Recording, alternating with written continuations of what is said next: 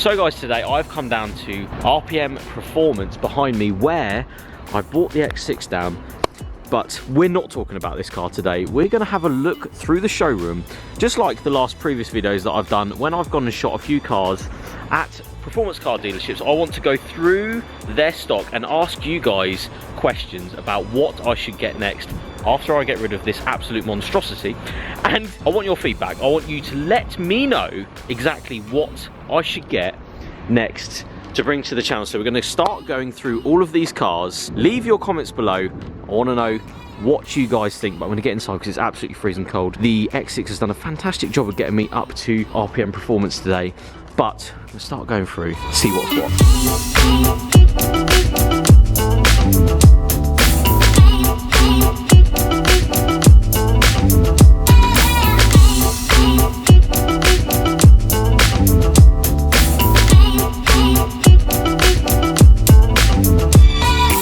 So let's start by going through. You guys will see a few of these cars on the channel because I've obviously taken them out and reviewed them just to give you guys a bit of perspective as to what these cars are like on the road and how I feel about them and all that sort of stuff. What we usually do on the channel, performance-based car reviews. But I want to start talking about the A45 AMG. Now, I know a lot of people do like these, don't like these. They'd pick a Golf R, they'd pick an S3 over this car, and I completely understand why, and I understand why people would drive one of these.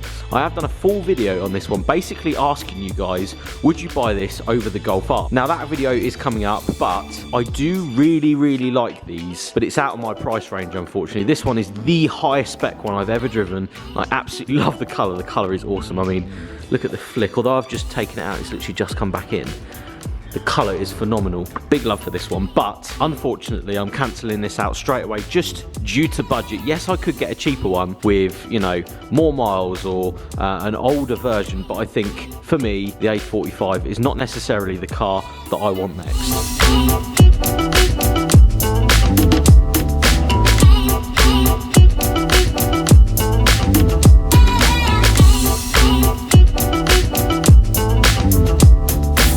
But of course, if you'd like to see one on the channel, please let me know below. Would an A45, you know, a good power build, different wheels, suspension, would one of those be something that you guys would want to see?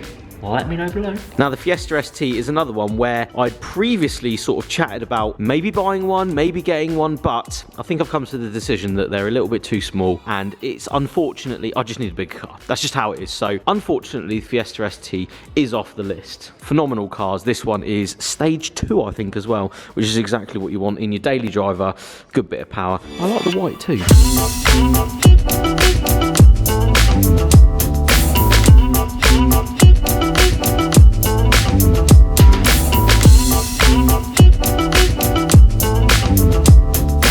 Working my way around the room, you guys will be seeing a full video on this Golf GTI Mark 7. This, at the moment, this and another car in this showroom are the ones that I'd really like, if I'm honest. So front wheel drive LSD, 404 brake horsepower in this one, manual gearbox though. So this one is my #1 pick, but pick of 2 cars that I would absolutely love as my next car. But of course, it's very generic. A lot of people do have the Mark 7s in the R form or in the GTI form, but after driving this one, I know a lot of people on the channel may not know, but I absolutely love Golf GTIs. Back in the day, I couldn't afford a Mark 5 Golf GTI, so I actually replicated one. Yeah, that actually happened. Being in the position where I could actually probably afford to get one of these would be pretty cool. But is it something that you want to see on the channel? This one is a prime example of the one I would pick. A 3-door manual, maybe DSG, depending on how much mileage I really want to do on the car. Good amount of power, obviously 404 brake horsepower is a phenomenal amount of power to put through the front wheels of one of these. And it's sat on BC Racing coilovers. It sits so well. I mean, look how cool this thing looks. And again, the V-dub kid in me absolutely loves this. So let me know below.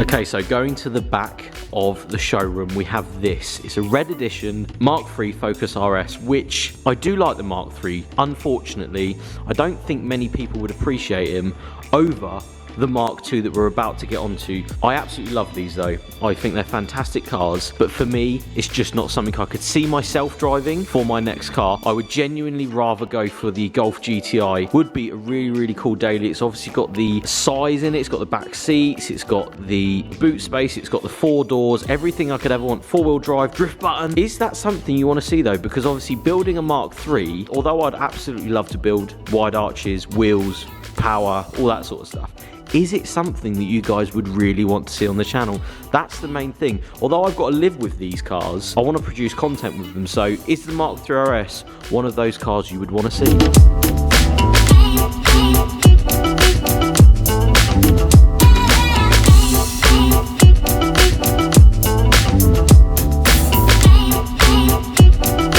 Now back to the V-dubs. Mark 6 R. Now, I don't see many of these, never seen one on YouTube, anyone build one on YouTube.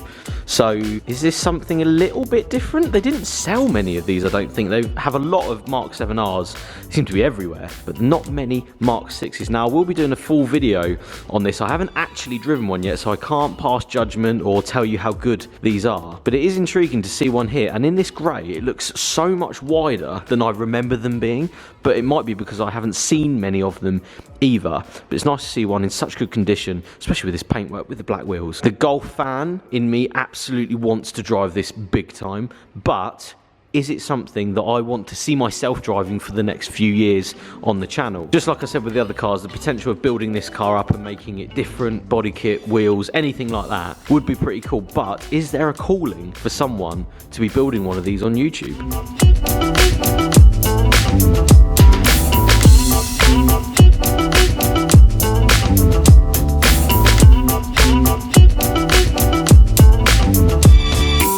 Okay, so the last 2 cars in the showroom, and the reason why I really wanted to do this video is because of these 2 Mark II RSs. Now, of course, I've shot a lot of Mark IIs in the past, and there's been a lot of content on the channel about Mark II RSs. A lot of people do know me from various videos of Mark II RSs, so does that mean that I need to buy and actually experience the ownership of one? It's something to think about. I do appreciate that not a lot of people would be into the idea of having a Mark II on the channel. A lot of people may be into the idea of having a Mark II on the channel. If you like your Fords, I think you would appreciate one. If you like your Japanese stuff and you're here for the Japanese content, you wouldn't appreciate it. That's the sort of hard thing. I don't want to just buy a Mark II RS because it's a Mark II RS and that's the following. I don't want to just fit in with what people deem as being on the channel. So we're going to talk about these 2 cars because they're actually very, very different. One is a fully, properly big turbo build with carbon and different wheels and stuff, and the other one is a little bit more stock but has some good upgrades to it. So we'll start with this one. So this one has standard wheels, it has a bit more of a standard kit on it. It does have the TRC splitter at the front. It's got red RS badges as well, which I actually am a big fan of. So although this is a little bit more subtle than that one, but the talking point is this one, because this is the one I've actually fallen in love with today. It's a 480 brake horsepower Mark II RS, which I think is a perfect amount of power in one of these. I've driven enough of them to know that although 600, 700 brake horsepower is absolutely perfect in some builds, I personally would go for something around the 500 brake horsepower mark. So 480 is around where I would have mine. I would absolutely love it to look like this as well. I love the carbon bonnet at the front with the carbon little strip just down here. Looks so awesome with the carbon vents, the WRC cut-in vents just there as well. And this one is actually really low mileage as well. It has 35,000 miles on it. The fact that it's Revo Stage 5 mapped with the Borg-Warner 7670 turbo on it means that it's just a phenomenal build with a fully forged engine. It's exactly what I would want to do to mine.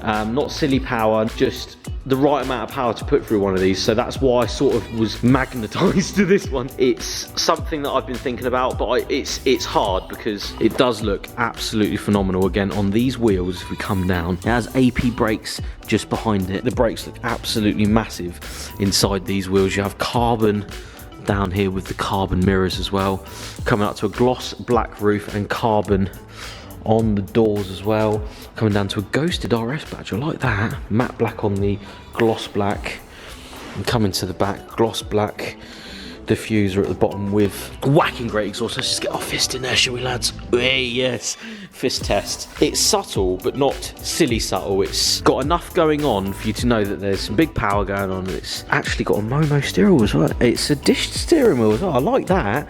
Bit of JDM going on in there. But yeah, it's something to think about. Would you want to see something like this, maybe this one, on the channel? I've got to drive it though, that's the main thing. Would I want to drive one of these as a daily car? The answer is yes. I've driven enough of these to know they're comfortable enough to do long trips in.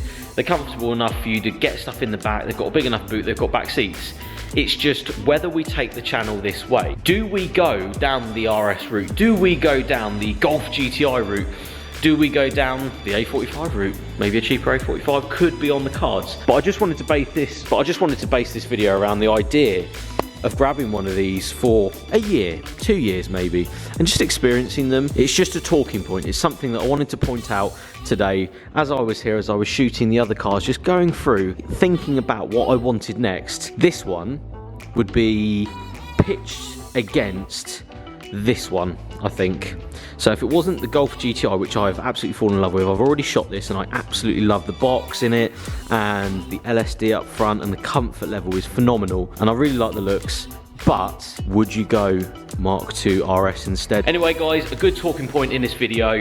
What do you want to see next come to the channel? Please let me know in the comments below. Although I've got to drive these cars around, do many miles in them, I want to do more with them. I want to go on rallies. I want to go to the Nürburgring in my next car. So it has to be a hot hatch really. It has to be something exciting, and that or the Golf GTI is more than exciting for exactly what I would want them for. Please let me know below what your thoughts are. Mark II RS? Should we do it or not? Or Golf GTI? Or maybe something else? Please let me know below. Also, a massive thank you to RPM Performance for letting me come down, nose around all their cars basically. I've been obsessed with this all day, and I've been obsessed with this all day, and I've driven that and I've absolutely loved it big time. But if you did like this video, please give it a like, subscribe if you haven't, and please leave a comment below. Anyway guys, thank you so much for watching, and I'll see you on the next one.